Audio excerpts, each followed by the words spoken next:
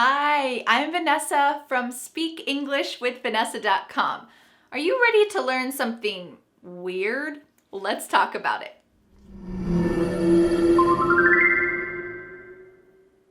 Do you love phrasal verbs? A phrasal verb is a two-part verb like try out or give up. And a lot of English learners feel a little bit stressed about phrasal verbs. Today, I would like to help relieve some of this stress by having some fun and slightly weird phrasal verbs that we use in daily conversation in English and that you can use too and hopefully have a little laugh. I chose these phrasal verbs because I felt like they're a little bit unusual and the base verb, like to give up or try out, give or try, is a little bit different than what you would normally guess it should mean. So make sure that you pay attention to these weird phrasal verbs because at the end of this lesson, there's a test. Let's get started with the first one. To squirrel away. I'm not going to tell you immediately what this means. Instead, I'm going to tell you a sample sentence and I'd like you to guess what you think it means. Well, I bought some Christmas presents in October and I squirreled them away until December. Do you know what a squirrel is? It's this animal, and a squirrel is known for hiding its food until the winter. So during the warm months, during the summer, it finds acorns and walnuts and any kind of nut, and it buries it in the ground. It hides it for the winter time. So we can take this same concept and imagine what this phrasal verb means. You are hiding something until you need to use it. You could say, he squirrels away his money in a hole in the ground. This is kind of more literally like a squirrel, right? But it's that same concept that you are hiding it until you need it. Weird phrasal verb number 2 is to scarf down. A scarf is usually something that you wear on your neck to keep you warm in the winter. But what if I said this to you? I was so hungry that I just scarfed down my food. Are you eating a scarf? Are you cooking a scarf? No. Instead, this means that you're eating something quickly. You are scarfing it down. This is similar to another phrasal verb, to gobble up your food. So you could say, I woke up so late that I had to scarf down my breakfast while I brushed my hair. Or, I woke up so late that I had to gobble up my breakfast while I was brushing my hair. This idea of eating quickly because you're so hungry or out of necessity. Our next weird phrasal verb is to beef up. Beef is a type of meat from a cow. What if I said this? I wanted to beef up my waffles, so I added some dark chocolate and berries. Beef on waffles sounds awful. But the good news is that this phrasal verb has nothing to do with meat.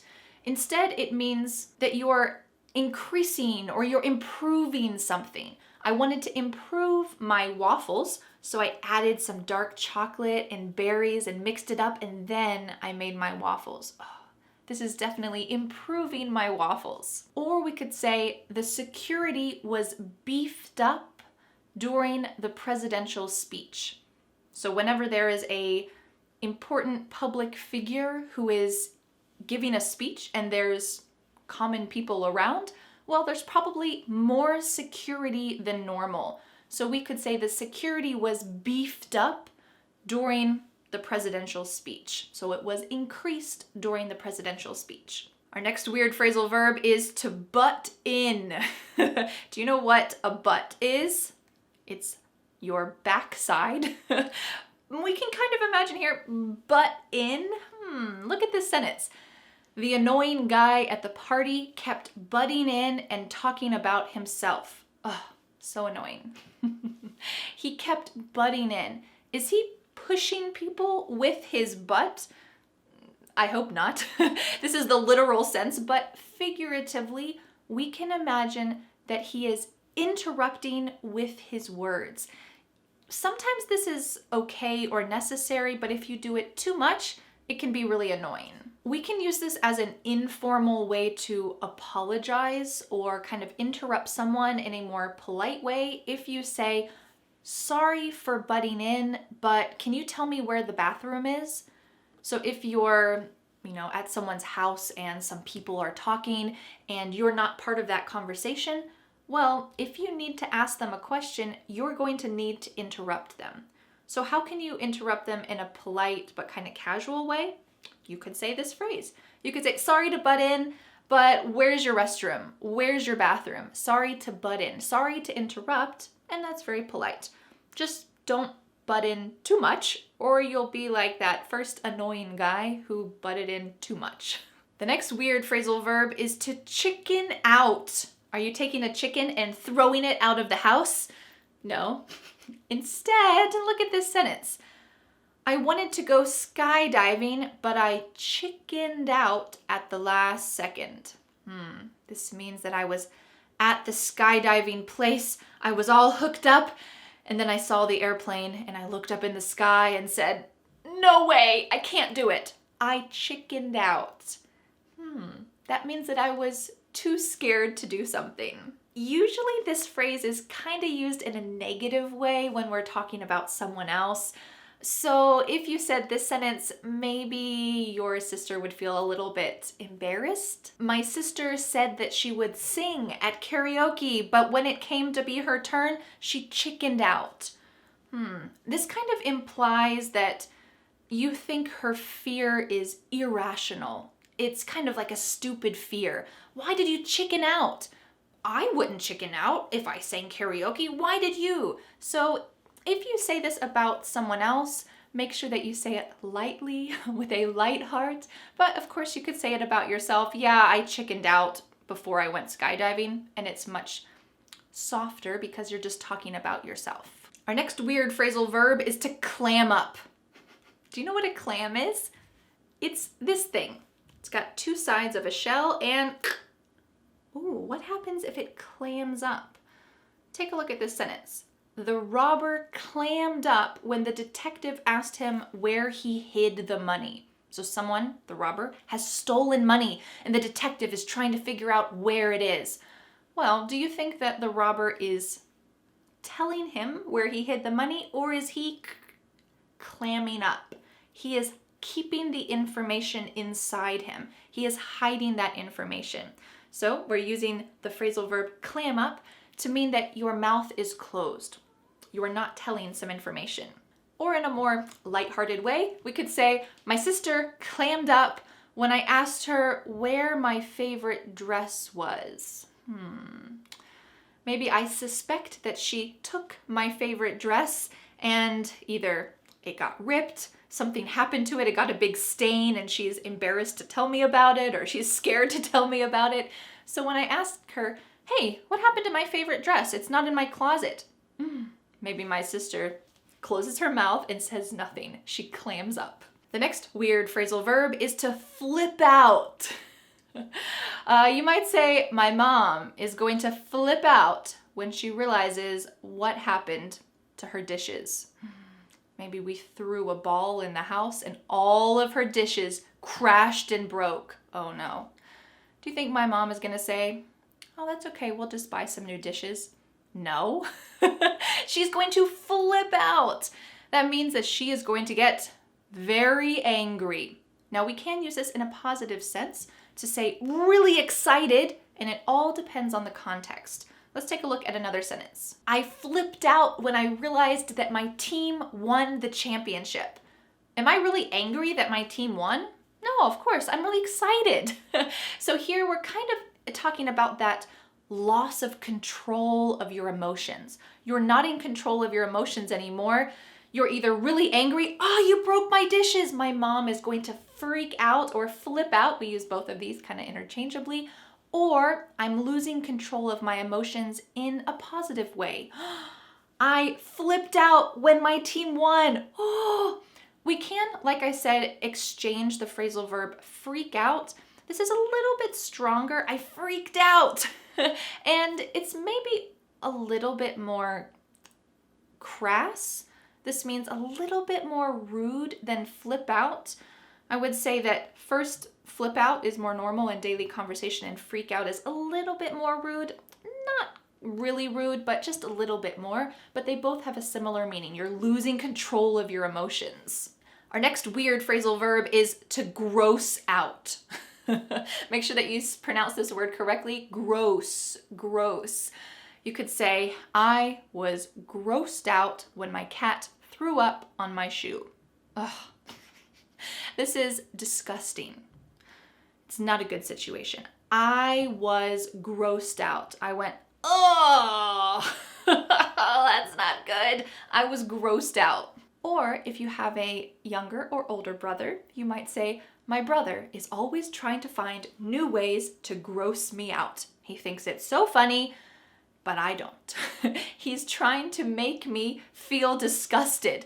Maybe showing me different worms that he finds or different strange things that he's doing. He thinks it's entertaining, but I don't think it is. He's trying to gross me out. Our next weird phrasal verb is to lighten up. To lighten up. Notice the pronunciation of this word, lighten, lighten. A lot of English learners ask me about T-E-N at the end of words. This might be a word like threaten, button, lighten. I have a whole English lesson about these really difficult T words in English. You can check out that lesson up here. I think it's called 106 Difficult English Words to Pronounce, and it includes these words. So we're going to kind of swallow the last sound. Lighten, lighten, to lighten up. Take a look at this sentence. The conversation was getting too serious, so I tried to lighten it up with a joke. Here we have a conversation that's very serious, and I want the conversation to become less serious. Well, the opposite of serious is light. So we're going to use this phrasal verb. I tried to lighten the conversation up, lighten it up with a joke. We can also use this phrasal verb to provide some kind of encouragement to someone else, especially for situations where they're feeling a little bit sad, but it's not too serious. So you could say, hey, lighten up, things could be worse. So let's imagine that your cat threw up on your shoe. Pretty gross, right? Well, maybe your friend says, hey, lighten up, things could be worse. Your shoe could be in the middle of a cow pasture and a cow could have pooped on your shoe. Oh, that's worse. Oh, that's awful. So your friend is trying to give some encouragement for this kind of light, not too serious situation. I definitely do not recommend using this in a serious situation. So let's imagine that your friend's dog dies and your friend is really sad. They're having a really difficult time with this. Understandably, dogs can be like family members, right? Well, if you're trying to comfort your friend, you should not say, hey, lighten up, maybe you can find another dog. Or, oh, lighten up, let's go kick around a soccer ball. This is too serious of a situation, so I recommend only using it to comfort someone in a very non-serious sad moment, like a cat puked on your shoe. You're trying to make the situation funny because it's not so serious. So if you are trying to comfort in a serious situation, you can avoid lighten up. Our next weird phrasal verb is to screw up. Do you know what a screw is? It's something that you use when you're building something. But is this phrasal verb related to building? To screw up. If I say, oh, I screwed up, does it mean I'm building something? No. Instead, take a look at this sentence. I screwed up the recipe and added too much salt. Oh no. This means that I ruined the recipe. I did something awful that destroyed my meal. I screwed up the recipe. Or we could simply say, I screwed it up. Sorry guys, we're gonna have to order pizza because the meal I was making is ruined. Or you might say, if you screw up, it's best to admit your mistakes and try to make it better. If you screw up. Just a little note, this phrasal verb is very casual, so I do not recommend using this in a business situation. If you forgot about a project that you were supposed to have finished at work, do not say, "Sorry boss, I screwed up." It's a little too casual. Maybe if your work atmosphere is very, very laid back, very casual and relaxed, maybe you could say that, but overall I recommend using this only for daily conversations. Ugh, I screwed up. How can I make it better? Our final strange phrasal verb is to space out. Space is air, or space is outer space. Something beyond the Earth's atmosphere. The moon, the sun, Mars are in outer space. All of the stars are in outer space. To space out. Does this mean you are an astronaut? No. Instead, take a look at this sentence. I spaced out in class, and when the teacher called on me, I didn't know the answer. You can kind of imagine you're sitting in class. You're not paying attention. You're just staring off into space. That's what we say. Staring off into space. And then the teacher says, "Vanessa, what's the answer?" I don't know. You spaced out and you're not present. Your attention is not in that moment. Or we could say the politician's speech was so long and boring that almost all of the audience stopped paying attention and just spaced out. Maybe they looked into space or they closed their eyes. I hope that this lesson was not too boring and you didn't space out. I hope it was interesting. If you spaced out, well, now it's time for a test. So I hope that you'll be able to at least guess some of the correct answers. I'm going to be telling you 3 sentences, and there will be a blank in the sentence. You need to guess what is the best phrasal verb to go in the sentence. Let's take a look at the first one. Number 1, I just saw a bear walk close to me in the dark. I'm totally flipping out, or I'm totally clamming up. What do you think is the best phrasal verb for this sentence? This actually happened to me. I was staining our deck outside. This is kind of like a paint, like an oil paint that you put on wood. And it was late at night, 9 or 10 p.m. I was just trying to finish it. And I heard a sound like that, very deep sound. And I looked up, and there, right in front of the deck, was a huge, huge bear. And where I live, bears are black. They're black bears. So in the dark, it's almost impossible to see them. Thankfully, I was on the deck, but it was a little too close to me, and I ran inside and said, "Dan," that's my husband, "Dan, there's a bear outside, go look." And we went out, we looked outside, the bear crossed our driveway, crossed through our front yard, and it just walked into someone else's yard. There are many bears around where I live, but it's not common to see them because usually they're shy. They don't come out in public much, except to dig through your trash and stuff like this. But the original sentence is, what do you think I did? I am totally flipping out. There's a bear. Oh my goodness, let's go see it. It was so close to me. This is a very shocking situation. All right, test sentence number 2. I should this essay because it's only 1 paragraph. I should scarf down this essay, or I should beef up this essay. What is the best weird phrasal verb for this sentence? I should beef up this essay because it's only 1 paragraph. If you gave your teacher an essay that was only 1 paragraph, they'd probably look at it and say, "Did you forget to write this? Why is it so short?" So you need to improve it. You need to add more to that essay. You need to beef it up. Test sentence number 3. To speak confidently in English, I need to take a deep breath and about my mistakes, and screw up about my mistakes, or and lighten up about my mistakes. Which weird phrasal verb feels the best?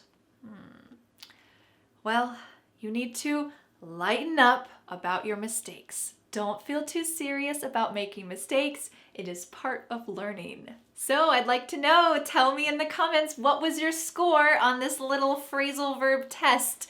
Let me know in the comments and don't chicken out. Tell me.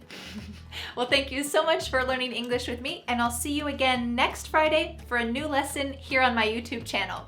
Bye! The next step is to download my free ebook, 5 Steps to Becoming a Confident English Speaker. You'll learn what you need to do to speak confidently and fluently. Don't forget to subscribe to my YouTube channel for more free lessons. Thanks so much. Bye!